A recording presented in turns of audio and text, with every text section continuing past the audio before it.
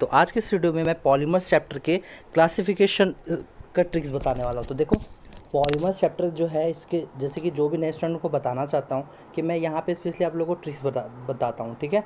तो मैं बायोलॉजी का मैंने सब कुछ कवर कर दिया है, केमिस्ट्री का मैंने कुछ चैप्टर सोचा है बनाना जिसमें पॉसिबल ट्रिक्स हो।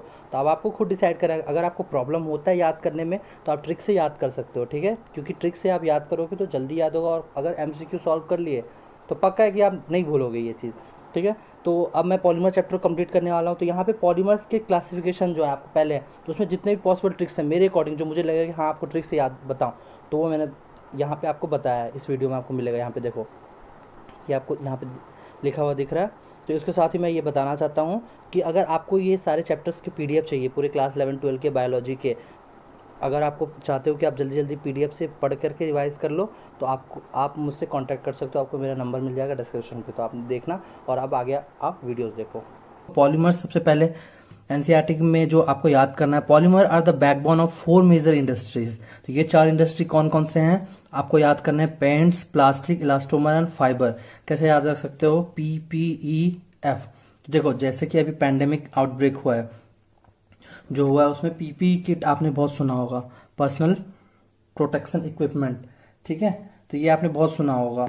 तो इसमें क्या है कि इसलिए आप इसको PPE किट को किट से याद रख सकते हो। सॉरी, एक्चुअली इसका ये टूट गया था इसलिए। अब देखो क्या हुआ कि PPE का फुल फॉर्म अगर कोई पूछेगा तो आपको कैसे याद रखना है, PPE full form, PPE full form, P for paint and varnishes, ये ध्यान रखना अलग से। P से प्लास्टिक, E से इलास्टोमर, F से fibre. Now this PPE kit is very common word during the corona pandemic, ठीक है। ये मैंने साइड से लिख देता कि आपको समझ में आ जाए। अब देखो, polymer coined from 2 Greek words, polymer many, इसका मतलब होता है मर, मतलब यूनिट पार्ट। सिंपल पॉलीमर क्या समझना है कि आपको पता होगा कि बहुत सारे रिपीटेटिंग यूनिट मिलकर के पॉलीमर बनाते हैं। तो ये रिपीटेटिंग यूनिट को हम क्या बोलते हैं, मोनोमर।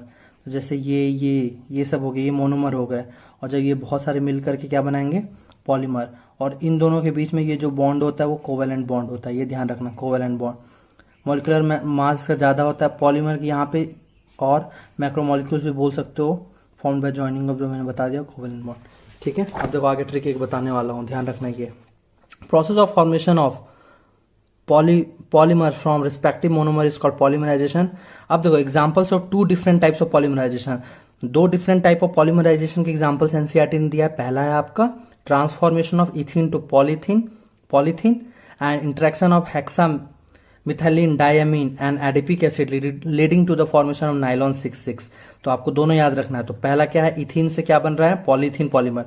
तो ये तो इसके लिए कोई ट्रिक नहीं है। आप यहाँ पे देखो डायग्राम में, इथीन से क्या बन रहा है, पॉलीइथीन। ये ध्यान में रखना है, क्योंकि ये मान लो सिंगल एक यूनिट होगा, जब इसका पॉलीमराइजेशन हो रहा है तो बहुत सारे यूनिट, बहुत सारे आ जाएंगे, तो इसके आगे पॉली लगा देना आपको, सिंपल, ये हो गया। अब जो दूसरा है आपका हेक्सामिथिलीन डायएमाइन जैसे बोलते हो आप, प्लस एडिपिक एसिड, जब इनका पॉलीमराइजेशन करेंगे तो नाइलॉन 66 होगा। ये थोड़ा प्रॉब्लम हो सकता है आपको याद करने में, क्योंकि ऐसे आगे आपको बहुत सारे मिलेंगे यहाँ पे। तो मैं आपको ये एक एक करके सब बताने वाला हूँ। तो पहला वीडियो मेरा आज का बेसिक ही था, इसके बाद जो मैं बताऊंगा वो क्लासिफिकेशन स्टार्ट करूंगा। तो देखो यहाँ पे क्या कैसे याद रखना है कि आपको ध्यान रखना है, हेल्प मी।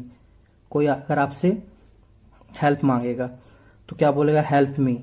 कैसे, तो हेल्प मी कैसे, दान करके, ठीक है। हेल्प मी, तो आप उसे दान करोगे, कोई मांगेगा तो हेल्प मी दान, हेल्प मी दान, दान मतलब समझते हो, डोनेट।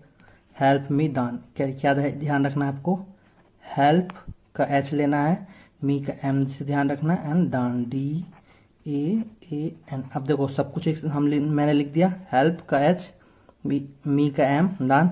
अब फुल फॉर्म देखो, H से हेक्सा, M से मिथाइल, D से, सॉरी ये मिथाइलिन है, हेक्सा मिथाइलिन। उसके बाद आपका क्या है, D से डायमीन, ये हो गया।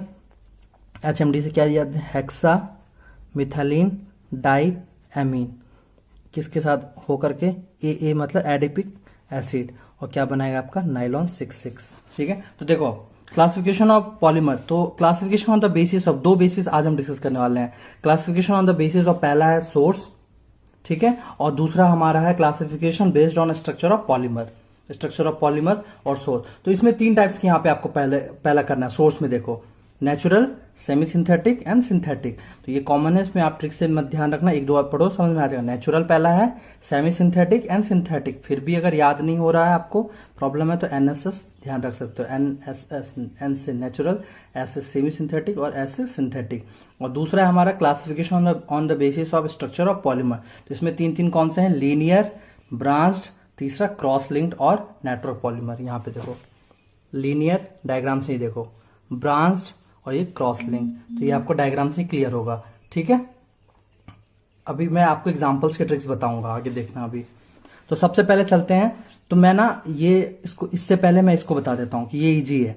लीनियर पॉलीमर का एग्जांपल आपको याद रखना पॉलीथीन, और ब्रांच में भी आपको याद रखना पॉलीथीन। लेकिन इन दोनों में डिफरेंस क्या है कि पॉलीथीन यहाँ पे मैंने हाई ऐसे लिखा है, इंक्रीज का मतलब हाई डेंसिटी पॉलीथीन हो, और ये ब्रांच में लो डेंसिटी पॉलीथीन हो। इसके साथ साथ यहाँ पे एक PVC भी मैंने ऐड किया है, पॉलीविनाइल क्लोराइड। तो ये आपको ध्यान रखना लीनियर पॉलीमर में। तो लीनियर पॉलीमर में मैंने क्या बताया आपको कि पॉलीथीन तो इसमें भी होगा और पॉलीथीन इसमें भी होगा, लेकिन इसका क्या है? लो डेंसिटी पॉलीथीन, एंड इसका क्या है? High density polythene. और इसके साथ यहाँ पे एक PVC भी ऐड रखना है आपको, इसको ध्यान रखना है, पॉलीविनाइल क्लोराइड। ये हो गया आपका classification on the based of polymer का।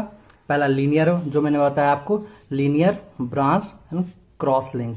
लीनियर ब्रांच का एग्जांपल हो गया, एक ही थे इसमें, पॉलीथीन का ये लो डेंसिटी। अब क्रॉस में आपको याद रखना है मेलामाइन एंड बेकेलाइट। तो कैसे याद रख सकते हो? MB, megabyte. आपको हम सबको पता है, हम जो नेट यूज करते हैं GB, MB, ठीक है, KB, ये सब पता है आपको। तो यही MB से याद रखना है, कॉमन चीज है। M for melamine and B से बेकेलाइट, ये मैंने यहाँ लिख दिया है। तो ये आपका स्ट्रक्चर ऑफ पॉलीमर वाला जो था, classification on the basis of structure of polymer, ये कंप्लीट इधर हो गया। अब हम चलते हैं यहाँ पे classification on the basis of source. तो पहला क्या था? नेचुरल, दूसरा सेमी सिंथेटिक एंड तीसरा सिंथेटिक। तो नेचुरल का एग्जांपल है protein, cellulose, starch, resins and rubber. तो कैसे याद रखोगे? PCS, आपको पता है IAS PCS एग्जाम, PCS किसी ने एग्जाम दिया, उसका रिजल्ट आया 2 बार, आज R से ध्यान रखना है। PCS result, PCS, P for protein, C से cellulose, starch and resins and rubber. यहाँ पे देखो, These polymers are found in plant and animal. Examples are protein, cellulose, starch, some resins and rubber. देखो NCERT में जितने भी examples है आपको पता है कि एग्जाम के पॉइंट ऑफ व्यू से बहुत इंपॉर्टेंट है, तो मैं आपको याद करवाऊंगा। अब देखो सेमी सिंथेटिक, तो ये बिल्कुल इजी है। आपको पता रन वर्ड का पास्ट में क्या हम बोलते हैं? रैन, पढ़ा है ना आपने, रैन। तो आपको ये याद रखना, रैन, RAN।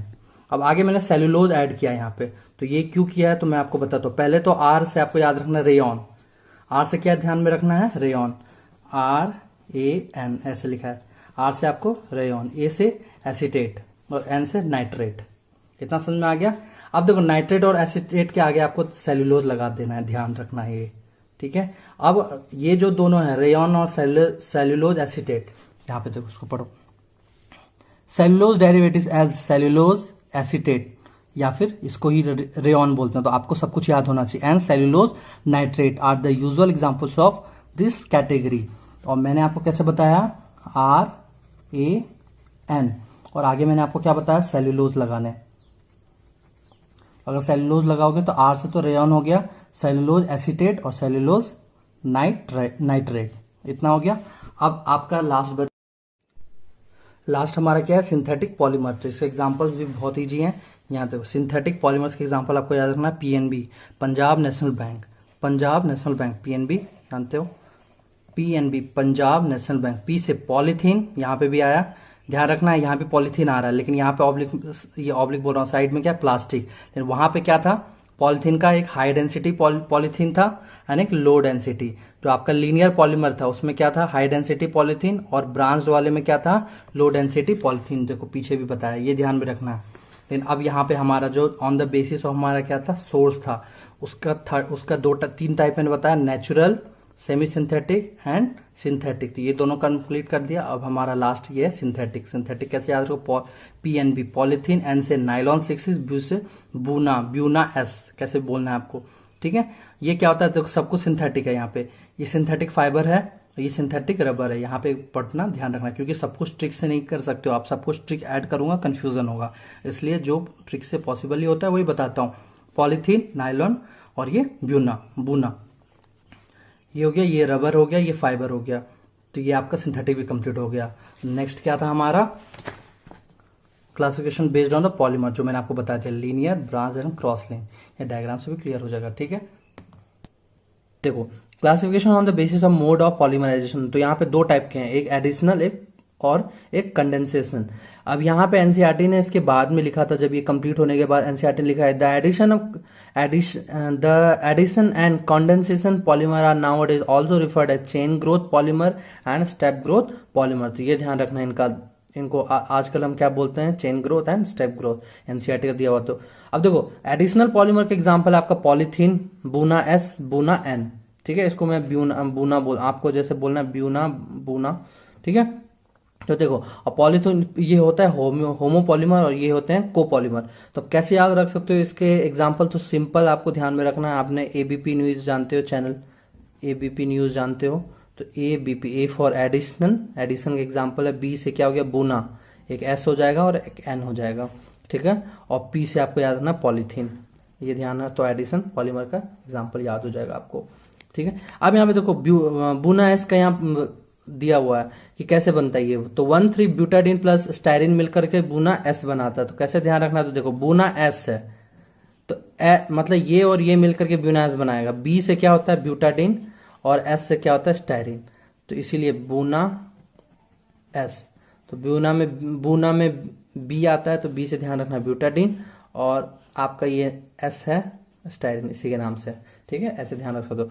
कंडेंसेशन पॉलीमर, इसके एग्जांपल्स है नाइलॉन 66, नाइलॉन 6, टेरिलिन, टेरिलिन को डेक्रॉन बोलते हैं, ये भी ध्यान रखना है आपको। कैसे याद रख सकते हो, simple, NTDC, national team development centre, NTDC या फिर NTDC, तो एन स्क्वायर कर दिया, मतलब 2 बार नाइलॉन अगर आया तो एक नाइलॉन 6 होगा और एक नाइलॉन 66 हो गया, तो NTDC, ये एन मतलब क्या हो गया नाइलॉन 66 और नाइलॉन 6, टी से आपका टेरिलिन, टेरिलिन को हम क्या बोलते हैं डी से डेक्रॉन, और सी से किसका एग्जांपल है कंडेंसेशन। ये ध्यान में आ गया आपका। अब देखो यहाँ पे classification on the basis of molecular forces, तो यहाँ पे क्या क्या है, elastomers, fibre, thermoplastic and thermosetting. तो कैसे ध्यान रखना, इलास्टोमर्स में फिर से यहाँ बूना एन, बूना एस, यहाँ ध्यान रखो बार बार आ रहा है, ये आपको ध्यान रखना है, यहाँ पे एबीपी में भी आया था। तो यहाँ पे भी आपको क्या याद रखना है, इसमें बेंटेन से याद रखना है, आपको पता है बेंटेन,